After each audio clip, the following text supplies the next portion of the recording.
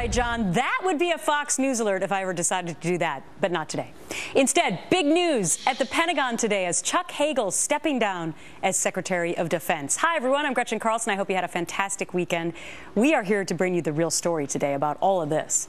A defense official says Hagel and President Obama had talked about a possible resignation and agreed that it was time for new leadership at the Pentagon. But the timing of today's announcement sparking speculation. Big questions linger over the U.S. military strategy in fighting ISIS in the Middle East, of course, and whether current tactics will change when Republicans assume control on Capitol Hill.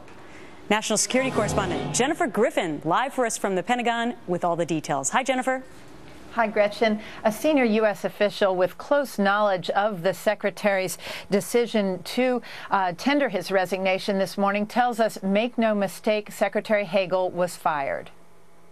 Now, last month, Chuck came to me to discuss the final quarter of my presidency and determined that, having guided the department through this transition, it was an appropriate time for him to complete his service. Senator John McCain said Hagel visited him on Capitol Hill recently and expressed frustration with the White House, which former defense secretaries have accused of micromanaging the Pentagon. A senior U.S. official said the White House had been planning Hagel's exit for weeks. I believe we have set not only this department, the Department of Defense, but the nation on a stronger course toward security, stability, and prosperity. If I didn't believe that, I would not have done this job. There were the reports that began in October about Hagel being disengaged in NSC meetings, not speaking up. Then just 2 days after the midterm elections, there was a column by longtime national security columnist David Ignatius suggesting that Hagel be fired. That's when Hagel reached out to the president. Members of his staff suggest he met 3 times with the president since October to discuss whether it was time for him to move on. He was asked just last week in an interview with Charlie Rose about the rumors. Then there are these stories that the president wants to change his national security team. Is that true? Well, you'd have to ask the president. But do you concern yourself with it?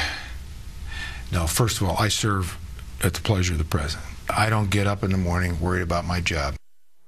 There had been concern at the White House that Hagel was not up to the task since he fumbled his confirmation hearings in January 2013. He will remain on the job until a replacement is announced and confirmed by Congress. Gretchen. Jennifer, thank you so much. For more on the political impact of Defense Secretary Hagel's resignation, time to bring in Chris Stirewalt, Fox News digital politics editor. All right, what is the real story going on here, Chris? You mean you don't think that it's just exactly as transparent as that press conference was? Not necessarily, no. Look, here's the deal. The president, whether he wants to admit it or not, just suffered a really debilitating midterm reversal, a historic reversal for his party. So Democrats are really focused now on what's the way forward. And I think, given the amount of pressure that the Pentagon, under Secretary Hagel, applied to the administration to get tougher on ISIS, to get tougher in Iraq and Syria, and pushing back against the no boots on the ground approach that we constantly heard from the White House, I would say that was a point of friction that the president's political base didn't exactly appreciate. And when the president looked back, remember the 2/3 of the people who didn't vote? The unifying thing, whether it's on immigration or this, from this administration, from this president, seems to be got to do more to please the liberal base to try to get those folks back behind his agenda and not have people like Chuck Hagel or other mildly hawkish individuals around. Wow. Okay, very interesting. Another controversial topic that had a lot to do with the midterms or thereafter, new development now in the president's executive action on immigration. And it concerns the White House assertion that the president's actions are roughly equivalent to a step President George H.W. Bush took back in 1990 when it claimed that he shielded 1.5 million illegal immigrants. But, Chris, turns out that's not true, is it? Nope. The 4 Pinocchios today from the Washington Post for a claim that has been a centerpiece of all of the arguments coming from the president and the administration about this executive action for a temporary amnesty, saying, well, as a percentage of those in the country illegally, this is just normal and it's like what George H.W. Bush did. Because remember, what George H.W. Bush did was they had passed an amnesty, Congress had passed an amnesty under Ronald Reagan, and they were filling in some gaps that the legislation hadn't covered.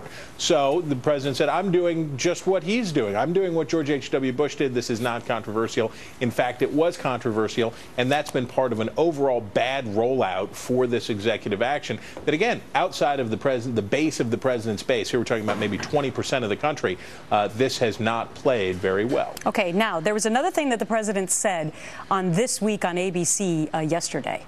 And he was asked very directly the question about whether or not his executive action on immigration, you know, the next president coming down the line, if he or she might do something similar with, say, changing tax law. Listen to this. Well, the truth of the matter is, George, that the reason that we have to do prosecutorial discretion in immigration is that we know that we are not even close to being able to deal with the folks who've been here a long time. So you don't think it would be legitimate for a future president to make that argument? With respect to taxes, absolutely not. What do you make of that?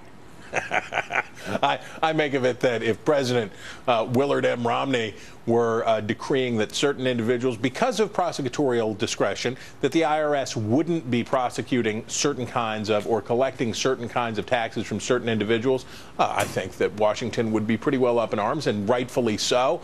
The reality here, and what Washington is really concerned about, it's not this executive action, it's the new precedent that it sets for the way the president conducts himself and what that brings in the future. Yeah, no doubt about any of that. All right, Chris Stierwalt, lots of topics to throw at you today. Thanks much for the analysis. You bet. So now that President Obama is looking for a new leader at the Pentagon, what kind of leadership is actually needed?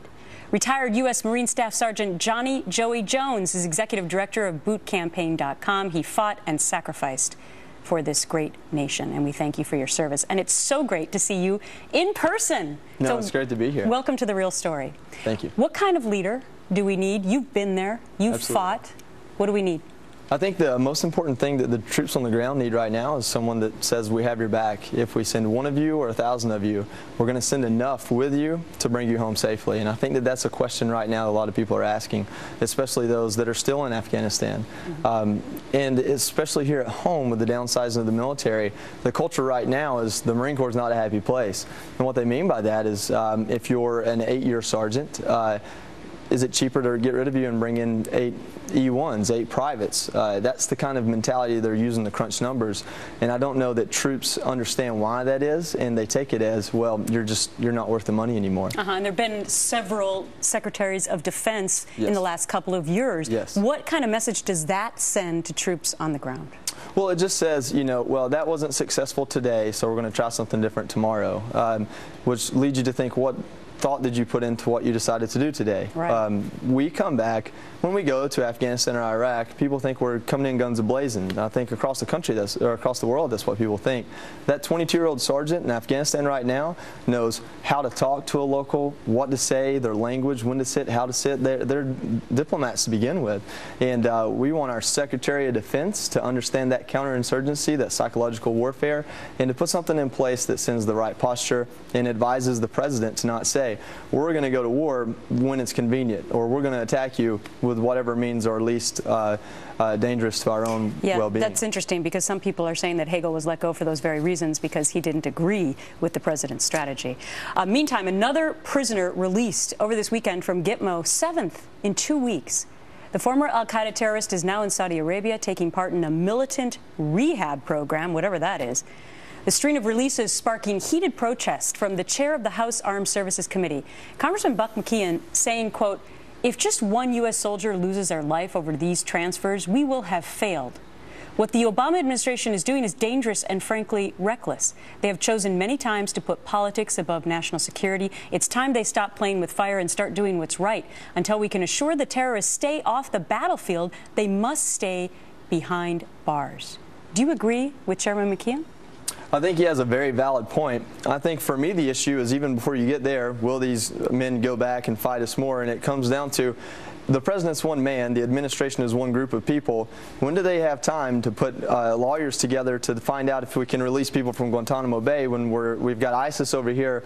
You want to talk about rehab? What about the veteran in Oklahoma who's addicted to painkillers because the VA throws them at him? Great point. We're worried about rehabilitating someone known to have rather killed, tried to kill, or helped kill killing. No one's there because they accidentally were in the wrong place at the wrong time. They're not getting due process because war doesn't allow for proper evidence transfer. Yeah, and all the studies show that a huge proportion of them go back to becoming al-Qaeda fighters. Exactly. Joey Jones, great to see you again Yes, in person. All the best. Thank you. Time for my take now. With the firing of Defense Secretary Chuck Hagel, will the Obama foreign policy now become crystal clear? The administration is claiming that the two men, Obama and Hagel, mutually agreed that it was time for the only Republican in Obama's cabinet to step down. But could it be the president didn't want to hear the growing calls and concerns that his foreign policy decisions were being second-guessed? Especially when it comes to ISIS? Does the move of dumping Hagel now mean the president will rely even more on the White House insiders who, by many accounts, have given him bad advice on other issues? Or does Hagel's ouster show that the president will now seek to take more control over his weak foreign policy? Remember, President Obama said he wanted to degrade and ultimately destroy ISIS. With more calls for boots on the ground to be able to actually do that, will he put in place someone who tells him what he wants to hear? Or someone who'll actually get the job done? Coming up on The Real Story today, new developments in the potential fallout from a grand jury decision on Ferguson. So there you have it, the protests already ramping up ahead of the highly anticipated ruling as we're getting word that promises of transparency may not be kept. Plus, flood watches and warnings now in effect for parts of upstate New York. All that snow, guess what happens when the degrees are high? It melts. And that's not the only concern as people dig out from last week's record-breaking storm. And a suspected drunken driver brought to justice thanks to some bold bystanders. And it's all caught on cam. What made you say, I'm not letting this guy get away? Well, you know, it's just, you know, people got to man up to their mistakes. Caught him right here, jumped on his back and tackled him.